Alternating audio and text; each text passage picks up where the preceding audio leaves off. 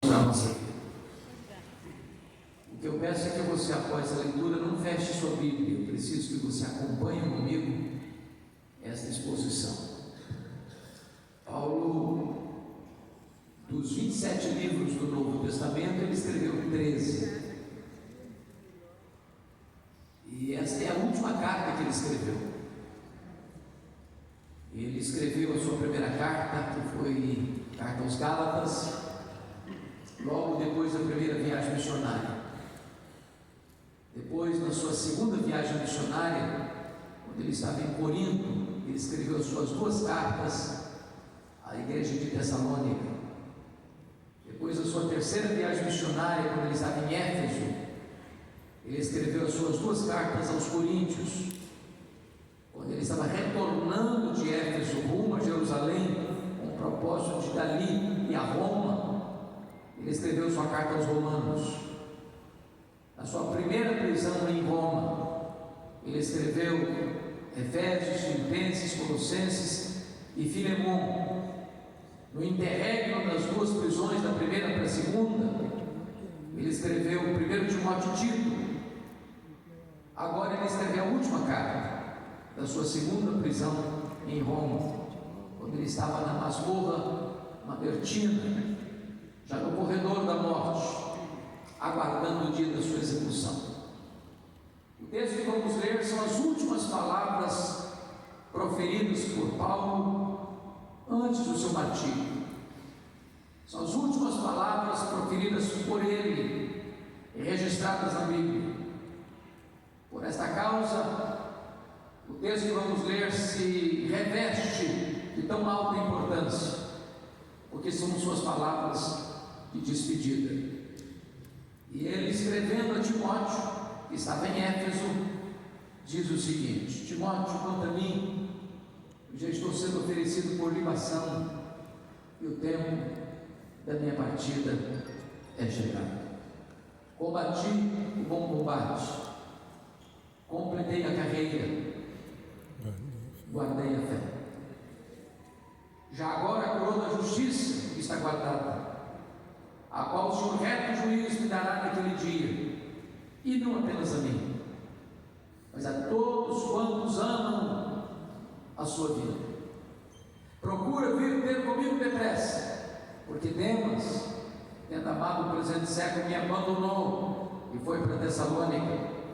Crescente foi para Galácia, Tito para Dalmácia. Somente Lucas está comigo. Toma contigo Marcos e traze-o, pois me é útil para o ministério. Quanto a Tíquico, mandei-o até Éfeso. Quando vieres, traz a capa que deixei em Troade, na casa de Carpo, bem como os livros, especialmente os pergaminhos. Alexandre, o latoeiro, causou-me muitos males. O Senhor lhe dará paga segundo as suas obras. Tu guarda-te também dele, porque resistiu fortemente às nossas palavras. Na minha primeira defesa, ninguém foi a meu favor, mas todos me abandonaram. Que isso não lhe seja posto em conta. Mas o Senhor me assistiu e me revestiu de forças, para que por meu intermédio a pregação fosse plenamente cumprida, e todos os gentios ouvissem, e fui libertado da boca do leão. O Senhor me livrará também de toda obra maligna, me levará salvo para o seu reino celestial. A Ele glória pelos séculos dos séculos. Amém. Irmãos amados, o apóstolo Paulo, esse grande bandeirante da fé, este grande desbravador do reino de Deus, depois de plantar igrejas nas províncias da Galácia, da Macedônia, da Acaia, da Ásia Menor, depois de sofrer agruras por onde passou, pois ele foi perseguido em Damasco, ele foi rejeitado em Jerusalém, ele foi esquecido em Tarso, ele foi apedrejado em Listra, ele foi açoitado em Filipos, ele foi escorraçado de Tessalônica e Bereia, ele foi chamado de tagarela em Atenas, de impostor em Corinto, ele enfrentou Festo em Éfeso, ele foi preso em Jerusalém, ele foi acusado em Cesareia, ele enfrentou um naufrágio para Roma, ele foi picado por uma cobra em Malta, ele foi preso em Roma 2 vezes. Na primeira prisão, nos anos 61 e 62. Na segunda prisão, nos anos 66 e 67. Na primeira prisão, ele estava numa espécie de casa alugada, uma espécie de prisão domiciliar, embora algemado. Mas na segunda prisão, ele é jogado na masmorra, Mamertina, um lugar úmido, frio, insalubre, de onde as pessoas saíam leprosas ou por martírio. Na primeira prisão, ele pediu oração para sair, orou para sair e saiu. Na segunda prisão, ele não pediu oração para sair, ele não orou para sair, porque quando escreve essa carta, ele escreve a carta com alguém sentenciado à pena de morte. Na primeira prisão, quem estava por trás, orquestrando contra ele, eram os seus irmãos, os judeus. Na segunda prisão, quem estava por trás, tramando, era a pesada máquina do Império Romano. Na primeira prisão, ele foi preso como um apóstolo, um pregador do Evangelho. Na segunda prisão, ele foi preso sob a acusação pesada de ser um malfeitor, um bandido, um criminoso, o líder dos incendiários de Roma. Talvez você pergunte, por que Paulo foi preso pela segunda vez em Roma? O que aconteceu? E vocês bem sabem, a tragédia que houve no dia 17 de julho do ano 64. A mais poderosa, a mais populosa cidade do mundo, Roma, chamada de Cidade Eterna, a capital do Império, é criminosamente incendiada. Foram 7 noites e 6 dias de incêndio. O imperador da época, Nero, assistiu ao horrendo espetáculo do alto da Torre de Mecenas, vestido de ator, tangendo a sua lira, e o fogo devasta a capital. Quando o incêndio acaba no dia 24 de julho do ano 64, a cidade está devastada. Dos 14 bairros ou regiões de Roma, 10 tinham sido destruídos. Curiosamente, os 4 bairros que não foram atingidos pelas chamas eram densamente povoados por judeus e cristãos. Isso dá um álibi para Nero por a culpa do incêndio de Roma nos cristãos, e começa o verdadeiro massacre. Faltou madeira para fazer cruz, tamanha quantidade de crentes crucificados em Roma. Quando não tinha mais madeira para fazer cruz, os crentes eram amarrados nos postes, cobertos de piche e queimados vivos para iluminar as noites de Roma. Um verdadeiro banho de sangue, um verdadeiro massacre. Aquelas alturas, Paulo era um grande líder do cristianismo no Ocidente, e ele começa a ser procurado, caçado, até que botam o nome dele, talvez em trote, na casa de Carpo. Sequer deu tempo para pegar seus objetos pessoais, sua capa, seus livros, seus pergaminhos, cópias das Escrituras. E agora ele é jogado nessa masmorra, úmida, fria, insalubre. E talvez você pergunte, o que isso provocou na história, na biografia desse bandeirante da fé?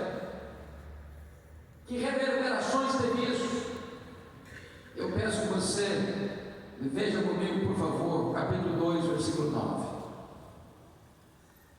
dessa carta. Ele diz para Timóteo assim: Timóteo, pelo Evangelho eu estou sofrendo até algemas como um malfeitor. Eu peço que vocês parem um pouquinho comigo para pensar nos fake news da época, nas conversas de corredores,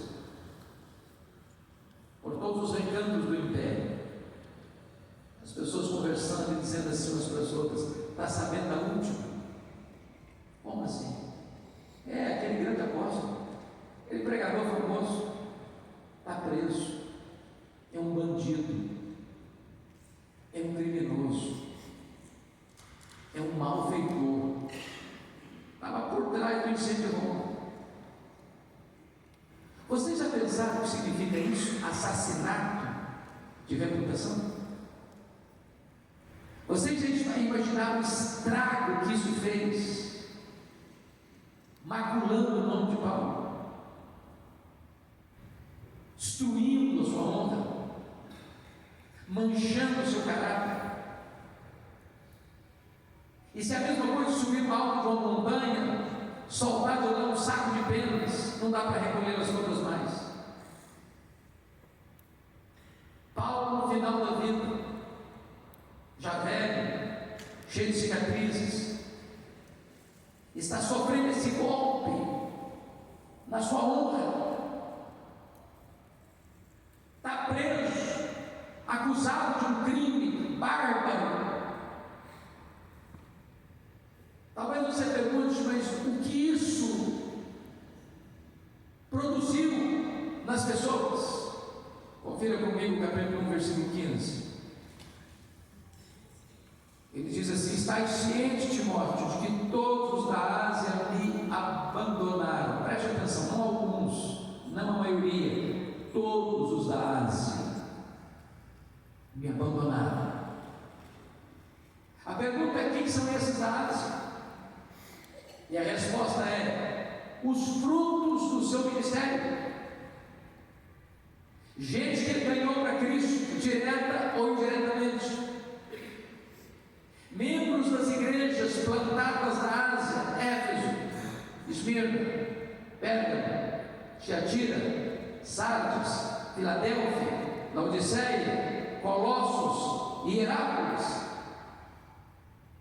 Gente que conhecia a vida irrepreensível de Paulo, o testemunho ilibado desse apóstolo, mas que, com medo das consequências, se acovardaram, se omitiram, calaram a sua voz, não saíram em defesa do apóstolo Paulo, com medo das mesmas consequências, se acovardaram e abandonaram o apóstolo, o entregaram à sanha dos seus inimigos.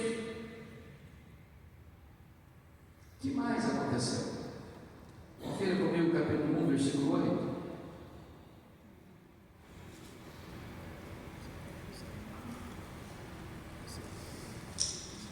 Ele diz para Timóteo assim: Timóteo, não te envergonhes, portanto, do testemunho de nosso Senhor, nem do seu encarcerado que sou eu. Preste bem atenção nisso aqui. Quem era Timóteo? Era o seu filho mais achegado,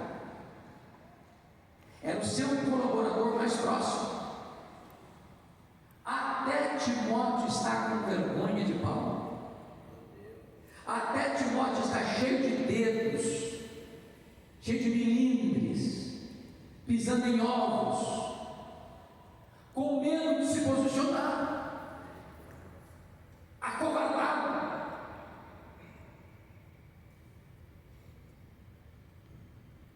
Talvez nada tenha mexido mais com as emoções de Paulo do que isso aqui. Na hora que mais Paulo precisou de alguém para dizer: olha, esse homem não é um bandido, esse homem não é um malfeitor, esse homem não é um criminoso, até os mais próximos calaram a sua voz e ficaram com vergonha, se posicionaram. Que mais? Confere comigo capítulo 4, verso verso 16. Na minha primeira defesa, ninguém foi a meu favor, mas todos me abandonaram. Vocês bem sabem que até hoje, nas maiores e melhores universidades de direito do mundo, ainda se estuda o direito romano. Por mais grave que tenha sido a acusação contra Paulo, ele teve direito de defesa. Marcaram uma audiência para Paulo apresentar suas testemunhas. Era a sua primeira defesa. E Paulo vai para essa audiência na segurança de que ele é inocente e na segurança de que vai ter muita gente lá para defendê-lo. Quando ele chega na audiência, ninguém comparece. Ninguém foi a seu favor. Todos se acovardaram. Todos o abandonaram. E ele foi julgado a revelia. E ele foi condenado à pena máxima, pena de morte. Por ser um cidadão romano, ele não foi crucificado como Pedro, que era um cidadão comum, mas foi degolado. E agora, já no corredor da morte, aguardando o dia da sua execução, é que ele escreve para Timóteo as palavras que nós temos. E a pergunta que eu faço agora é essa: como é que um homem, nessa circunstância, ainda pode encorajar Timóteo e encorajar você e a mim nesta noite do dia 21 de outubro de 2022? Aleluia! Que palavras esse homem tem para nos encorajar, para ensinar-nos? Eu gostaria aqui de elencar alguns conselhos dele. Primeiro conselho, confira comigo o versículo 9. Procura vir ter comigo depressa. Sabe qual o princípio daqui? E o princípio é este: quando a crise bater a porta da sua vida, tenha a coragem e a humildade de pedir ajuda. Não fique sozinho. Quando a crise chega, a solidão é uma péssima companhia. Gente precisa de Deus, mas gente precisa de gente. Todos nós precisamos de um ombro amigo. Todos nós precisamos de alguém de confiança, com quem temos coragem de abrir o coração. Todos nós precisamos de alguém que você tenha a liberdade de ligar, de escrever e de dizer: corra para cá, eu preciso de você do meu lado. Quem são seus amigos? Com quem você abre o coração? Com quem você divide as coisas mais íntimas da sua alma? Eu estou falando de colega, nós somos muitos colegas. Estou falando de amigo. Diferente. Amigo é aquele que chega quando os outros já se foram. Amigo é aquele que confronta você em particular e defende você em público. Talvez um dos grandes dramas da igreja evangélica nos últimos tempos, irmãos, é a quantidade de pastores, de líderes, de homens e até de mulheres que têm cometido suicídio. Gente de Deus. E você fica perguntando: meu Deus, por que não encontrou sequer uma pessoa de confiança para abrir o coração, para compartilhar as dores da alma? Quem são seus amigos? Segundo princípio que Paulo nos ensina, até no versículo 10: porque Demas, tendo amado ao presente século, me abandonou. O princípio é esse. Quando as pessoas decepcionarem você, não faça registros de mágoas. Isso não é se, é quando as pessoas vão nos decepcionar. E nós vamos decepcionar as pessoas. Nós não somos uma pessoa perfeita. Nós não procedemos uma família perfeita. Nós não nos casamos com uma pessoa perfeita. Nós não temos filhos perfeitos. Nós não frequentamos uma igreja perfeita. Nós vamos ter queixas uns dos outros. Você não administra o que as pessoas fazem com você, mas você pode administrar o sentimento e a reação que você vai ter ao que as pessoas fizerem com você. Se você guardar mágoas, se você armazenar reminiscências amargas, posso lhe garantir que você perde a alegria, que você perde a paz, que você perde o sono, que você perde o apetite, que você perde a saúde, que você perde o foco.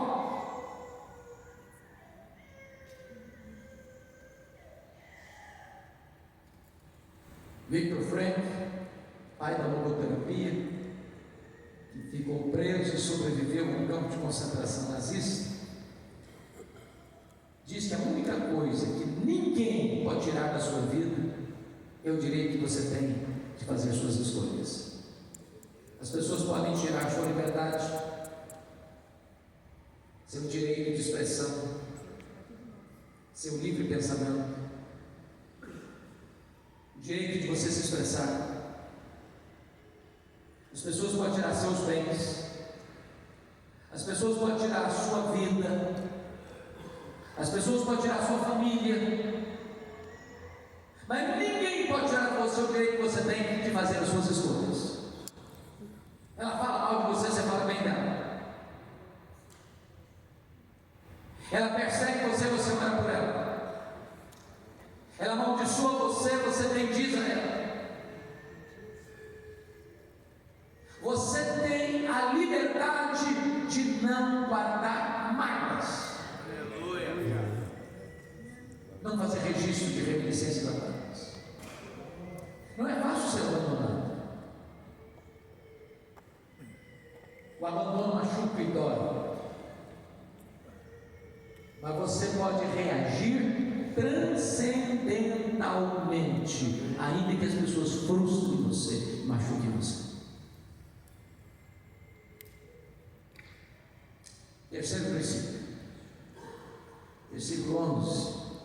Toma contigo Marcos e traze-o, pois me é útil para o ministério.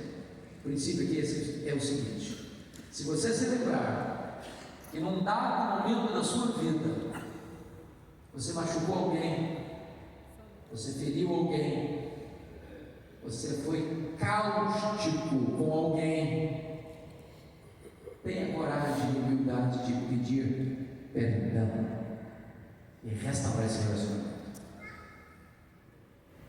Para eu entender esse versículo aqui, eu tenho que entender mais dois versículos. O primeiro deles é Atos 13:13. Esse Marcos aqui é o João Marcos, o primo de Barnabé, o companheiro de jornada missionária dos dois missionários Barnabé e Saulo. E diz a Bíblia lá em Atos 13:13 que em perto da Panfilha, esse Marcos abandonou os dois missionários e voltou para a casa da mãe. Eu não sei porquê, a Bíblia não diz. Eu faço 3 ideias, talvez uma delas seja verdade, não posso garantir. A primeira ideia que eu tenho, porque o Marcos voltou para a casa da mãe, abandonando os missionários no meio do caminho, e que ele era muito jovem e pensou que missões fosse por isso. Quando ele percebeu que não era, se desencantou. Talvez seja isso, não sei. Segundo lugar, quando eles saíram de Antioquia da Síria, o líder da caravana era o Barnabé. Lá em Pafos, o comando passa das mãos de Barnabé para as mãos de Paulo. Ele deve ter pensado: uma liderança do meu primo, Eu tinha coragem de ir na liderança do outro, não? Não sei, talvez. Eu, pessoalmente, creio na terceira possibilidade.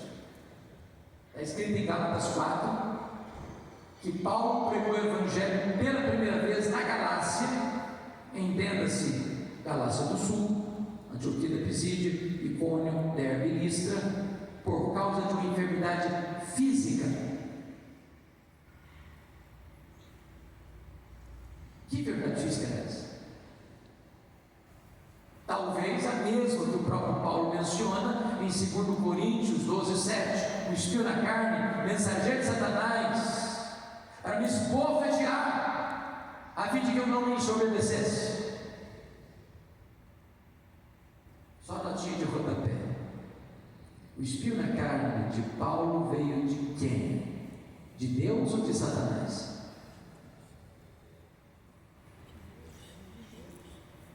E a resposta óbvia é: o espinho na carne de Paulo veio de Deus. Como é que você sabe? Por causa do propósito, para que ele não se ensoberbecesse. Quem tem dúvidas que o diabo trabalha 24 horas para fazer de você um balão, um pavão, nariz empinado?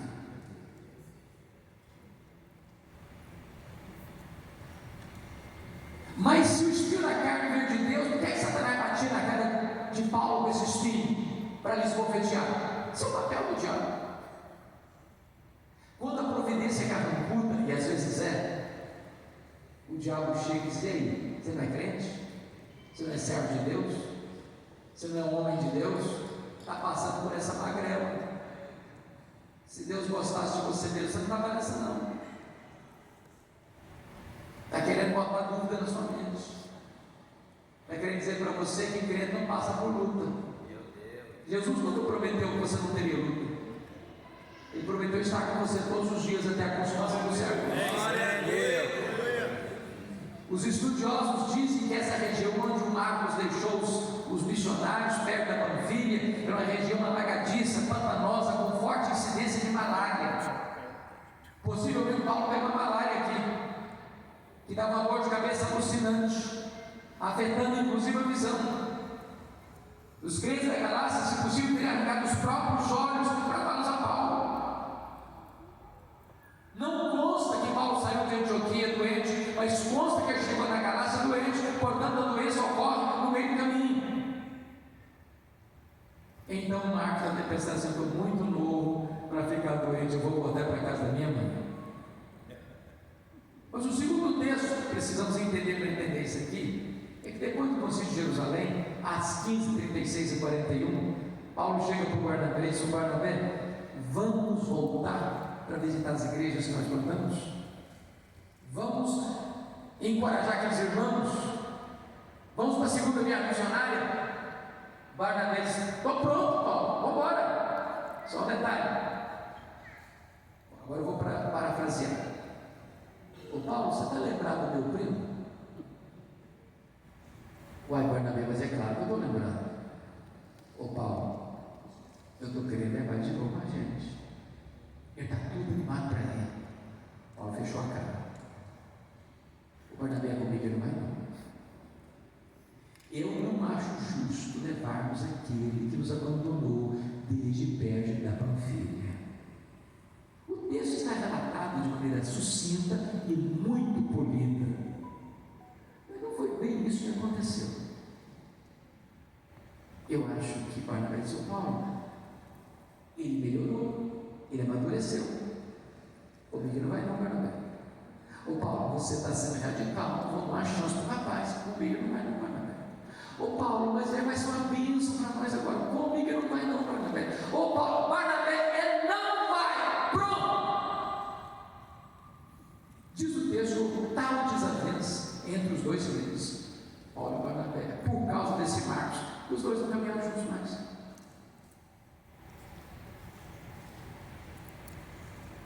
Eu fico pensando, se não tivesse um Barnabé na vida do Marcos, você se sentiu persona non grata? Você já foi rejeitado de uma equipe? Você não serve para trabalhar comigo? Não acredito na sua maturidade, não acredito em você. Você não tem fibra, tutano para trabalhar na equipe. Barnabé pegou o Marcos, levou lá para Chipre, investiu nele. Mais tarde Pedro discipulou, ele cresceu. O primeiro evangelista a escrever não foi Mateus, foi Marcos. Os anos se passaram, Paulo foi usado por Deus em outras regiões. Agora Paulo está no corredor da morte, fazendo uma faxina na sua mente. Lembrou do Marcos, escreveu para Timóteo, diz: ô Timóteo, meu filho, quando você vier, traz o Marcos aí com você. Ele me é útil para o ministério. Sabe o que Paulo está nos ensinando aqui? Você nunca é tão grande como quando você é humilde. Aleluia. Você não perde a sua autoridade espiritual por reconhecer o erro e pedir perdão. Aleluia. Você não tem o direito de tocar o seu ministério e deixar gente querida para trás. Você tem que construir pontes de reconciliação onde um dia você cavou abismos de mágoas e ressentimentos. Aleluia. Quarto princípio que Paulo nos ensina. Confira comigo, por gentileza, o versículo de número 13. Quando você vier, traz a capa, traz os livros e traz especialmente os pergaminhos, cópias da Bíblia. E o princípio então é este: por pior que seja a situação que você esteja vivendo, nunca perca o entusiasmo de estudar a palavra de Deus. Preste atenção nisso. Paulo está velho, Paulo está doente, Paulo está cheio de cicatrizes, Paulo está passando frio, Paulo está no corredor da morte, Paulo está aguardando de desilusão, mas ele ainda quer estudar mais. O que me impressiona é que tem gente que passa a vida inteira e não estuda nada. Nós precisamos de um reavivamento de amor à Bíblia na igreja evangélica. Glória a Deus. De uma volta às Escrituras. Aleluia. Daquilo que os nossos irmãos na Reforma disseram: só a Escritura. Eu dou um susto, irmãos, algumas vezes, quando eu chego na igreja, se meus irmãos, nós vamos abrir a Bíblia no livro do profeta Abacuque. O cara fica desesperado procurando Abacuque lá em Gênesis. Ele nem sabe que esse tal de Abacuque existe.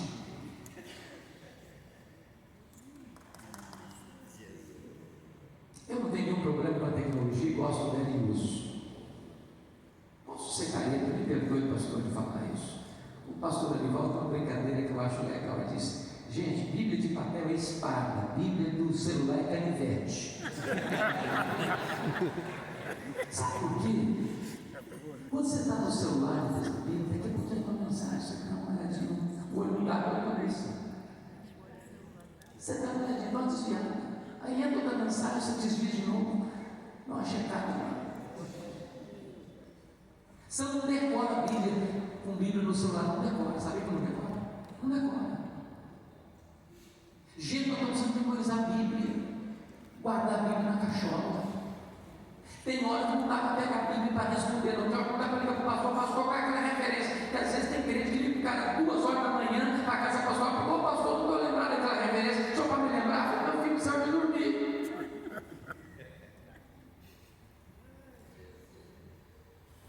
Estude a sua Bíblia, more na Bíblia, ame a Bíblia, estude a Bíblia, memorize a Bíblia, medite na Bíblia, obedeça a Bíblia, pregue a Bíblia.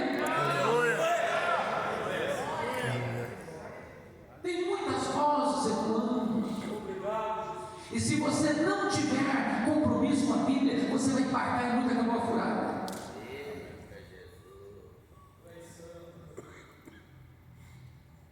Quarto princípio. Quinto princípio.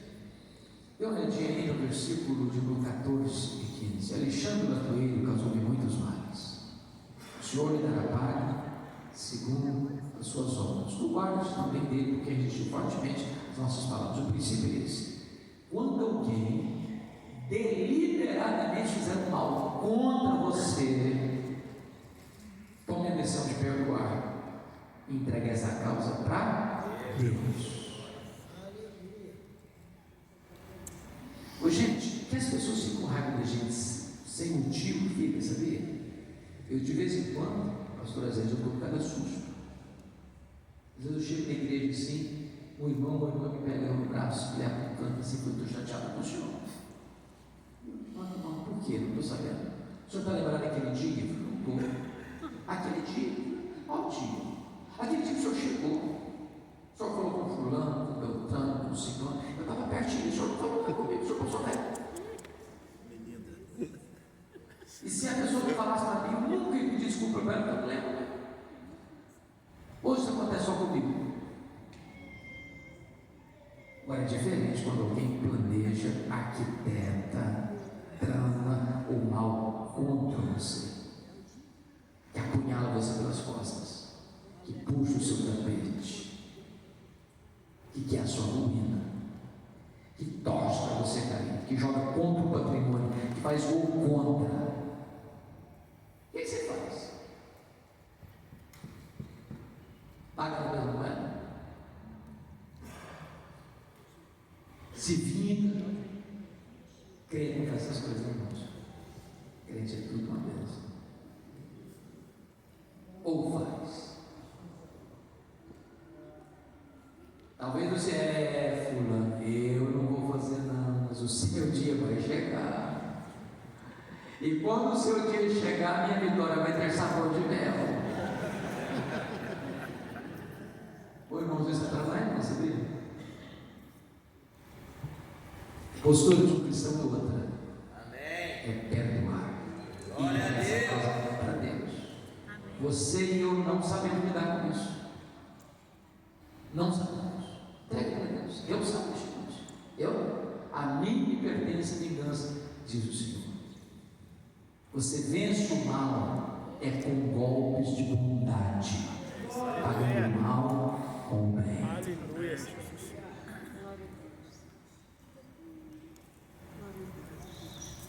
Sexto princípio, versículos 16 e 17. Minha primeira defesa: ninguém foi em meu favor, as duas me abandonaram, mas não seja posto em conta. Mas o Senhor me assistiu e me revestiu de forças.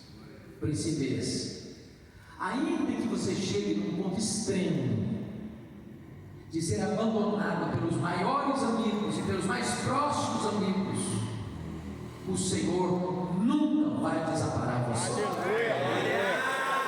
A terra pode abandonar você, o céu jamais. Os homens podem desamparar você, Deus jamais. Deus jamais. E você e Deus são maioria absoluta. Pronto. Sétimo princípio, versículo 18, melhor, versículo 21. Depois eu vou dizer. O 21 é uma espécie de pós-escrito do que diz no verso 9. No verso 9 eu disse: procura vir ter comigo depressa. Agora, depressa é uma palavra vaga. Eu não sei o que é depressa. Depende do contexto. Pode ser um minuto, pode ser uma hora, pode ser um dia, pode ser uma semana, pode ser um mês. Eu não sei o que é depressa, vai depender. Então Paulo, depois de dar o amém final da carta, vai dizer: Timóteo, quando eu quis dizer para você para vir ter comigo depressa, eu quis dizer: venha antes do inverno. Por que ele está dizendo isso? Porque nos 3 meses de inverno rigorosos não se navegava com segurança. É só ler Atos 27 e 28.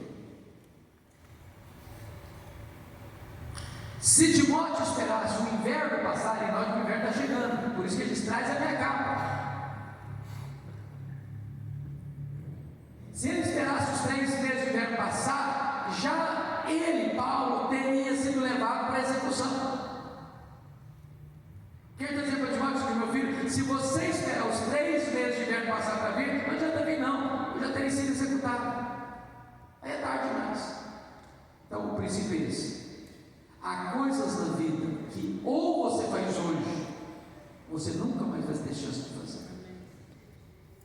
Oportunidades passam. É aquele abraço, é aquela conversa, é aquele acerto, é aquele pedido de perdão, é aquela reconciliação,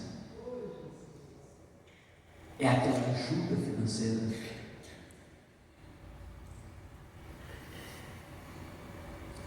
Eu não sei quanto a vocês, mas eu fico observando uma coisa da cultura brasileira que até me choca. Tem a ver com os nossos funerais. Irmãos, eu não conheço ninguém que receba mais elogios do que defunto. É uma rasgação de seda em cima do caixão que não tem mais fim. A grande pergunta é se aquela pessoa, quando estava viva, escutou alguns daqueles elogios. Geralmente não. Porque o defunto não consegue levantar para dar um abraço. Se levantar, ele se corre. Então você tem que elogiar alguém, elogie em vida.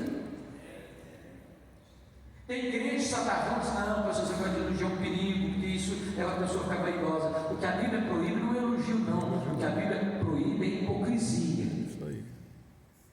Mas um elogio saudável, oportuno, é um bálsamo. Aleluia. Bálsamo. Glória. Você quer ver outra coisa que me choca nos nossos funerais?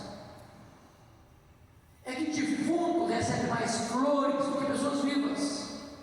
Eu nunca entendi isso.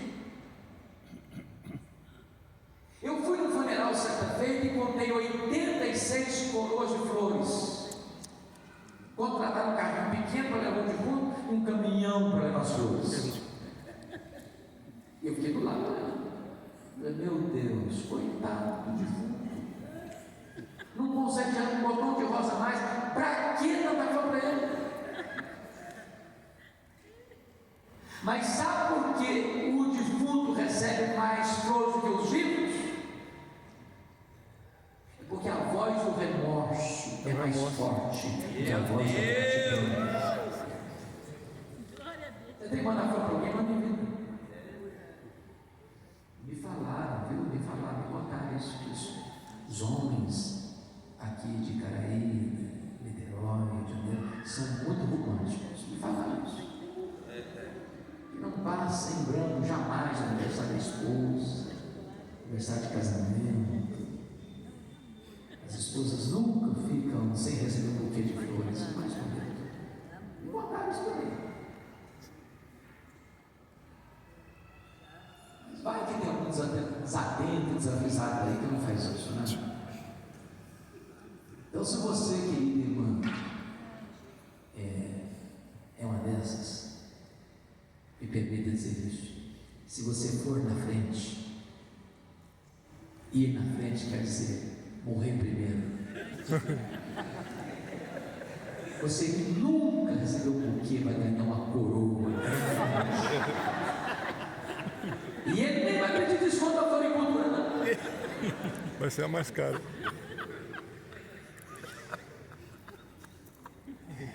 Gente, tem que mandar flor enquanto a pessoa fica feliz. Não adianta mandar depois. Isso é para acalmar o remorso. Faça enquanto é tempo. Depois pode ser tarde demais. Está na hora de você olhar para alguém, fazer uma visita, fazer um telefonema, mandar um e-mail, mandar uma oferta, estender a mão, socorrer e ajudar. Amém. Mas me permita terminar. O último princípio que Paulo nos ensina, até no versículo 18, a parte B, ele termina assim: a Ele glória pelos séculos dos séculos. Sabe qual é o princípio? A melhor maneira de você encerrar a jornada da vida e fechar as cortinas da sua história é dando a Jesus toda a glória. Amém.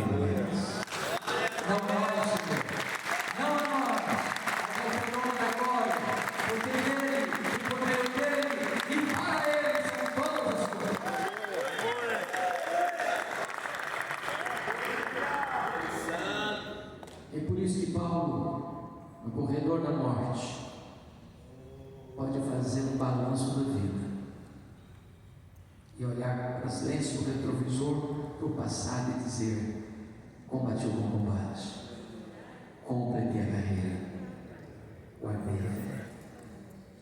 É por isso que ele pode pousar no presente e dizer para Timóteo: já estou sendo oferecido por libação, o tempo da minha partida é chegado.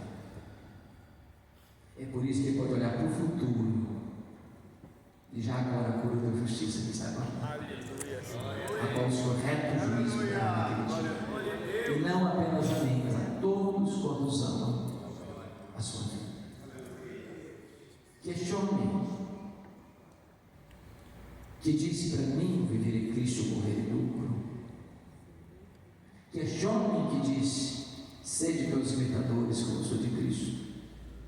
Sirva para nós hoje, nesta noite, de uma conferência, de um congresso de homens de paradigma, de um homem de Deus, digno de ser imitado.